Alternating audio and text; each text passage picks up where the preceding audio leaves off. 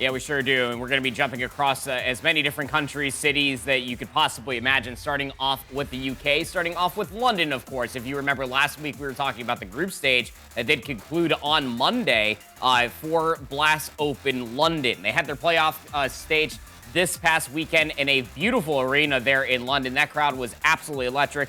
They were roaring, but that wasn't the main story throughout all of this. The main story, well, that was G2 Esports. Some of you might remember G2 Esports from back when Monacy was on this team. The buyout that Falcons had was somewhere near like $2 million.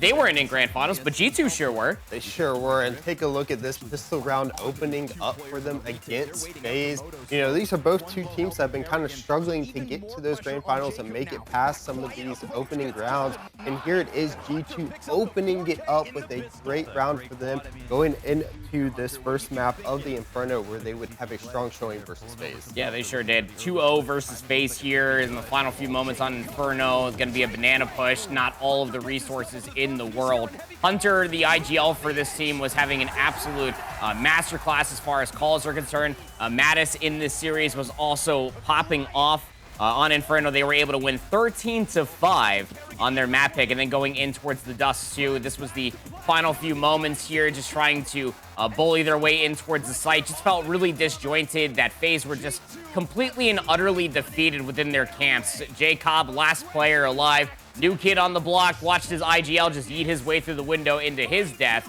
And there's only so much that the young man can do. G2 Esports, nobody had them beating Spirit back in the group stage. Nobody had them in the playoff bracket alone, making it into the semifinals. But they made quick work of FaZe. They really did, and they would just continue to go on that run even afterwards. They would next take on Furia after this, going into their next round. And I mean, they looked good going into both of these. That's what we're saying, G2 just coming out on top. FaZe, as we were talking about, Brokey as well, not doing really as well in that match. FaZe really not doing the best. But again, let's jump into this G2 versus Furia matchup to see the domination continue, starting here on round 3, jumping into it once again. And G2 just able to capitalize on all the mistakes that Furia are making right now. The G2's Inferno is really, really good, man.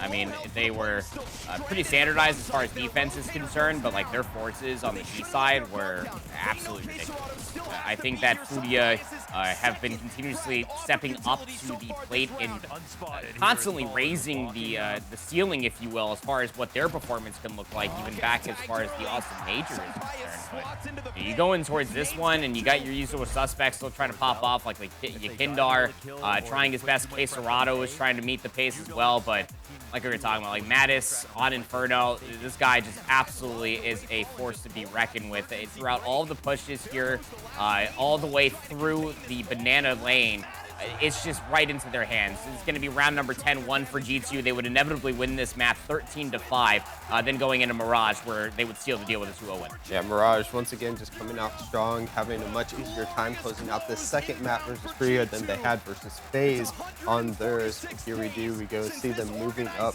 You're trying to make a move, but you have 4 members of this G2 team just waiting. There's the headshot at the end, and once again, you can see Heavy God getting up the pop-off, rightfully so. Just these 2 dominant matches back-to-back for G2. Yeah, we're going to continuously talk about Heavy God. You'll learn here just in a few moments' time. But Sun Pius definitely deserved his flowers as far as that series is concerned. Very tough matchup going up against Maladoy, who's constantly raising the stakes as far as what an AWP can do on the map. But Sun Pius was constantly making really good efforts throughout that series. 2-0, only giving up 10 rounds in total through 2 maps, which means that G2 Esports, for the first time in I don't even know how long, are in a grand finals of a CS event, and they're going up against Vitality. They won the opening map of Dust 2 13-3, lost Vitality's pick on Mirage 13-6. Overpass went to G2's way 16-12 in overtime, and here's the final few moments of Inferno, where G2 Esports would force a map 5 on Train. Yeah, and we're talking about both of these teams. Vitality, though, finally getting back to grand finals after missing it a few times, and then once again dropping the ball. We're taking a look at here, going back to map number 3, which was that overpass that they lost. And oh, the fans are kind of showing their allegiance to G2 there with the anti-France flag. But here it is coming back to the end onto map number 5 on this train into the last round here, as we see G2 just setting it up, getting the bomb planted, and there it is. Hunter with the swing, getting Apex and Robs. Every single top plays that I continuously create, Hunter's always on there for like a 1vx situation. That's your freaking IGL for G2 Esports, who is constantly just put in the clutch and then delivers on the goods. Flames last alive, Hunter, hands in the air. G2 Esports, your Blast London champions. Heavy God's your MVP. Matt is in this series, dropped 77 frags, plus 10. The only player to go positive on the other side, of course, it would be the Esports PC Player of the Decade of Zywoo, but cannot individually carry this team of Vitality, not when G2 Esports are playing this good. Their teamwork, cohesion, other buzz phrases, absolutely on fleek.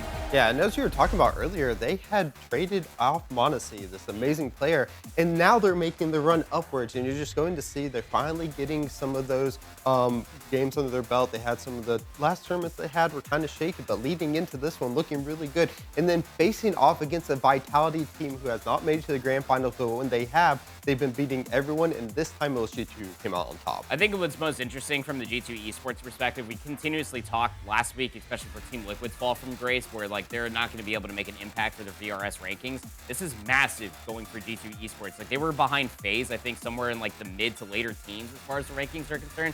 Beat FaZe, that's massive VRS rankings. Beat Fudia as well, that puts them in the steps direction. And then you just beat World's #1 as far as rankings are concerned. After beating Spirit, you're back-to-back LAN champion. So yeah, G2 Esports stonks are certainly on the up and up. What do you guys think about this? Do you think that more teams are going to try to walk in towards the back end for G2 Esports to buy out some of their players? Maybe Mattis could be up on the chopping block. That guy had an absolute electric series, but fantastic Blast London event.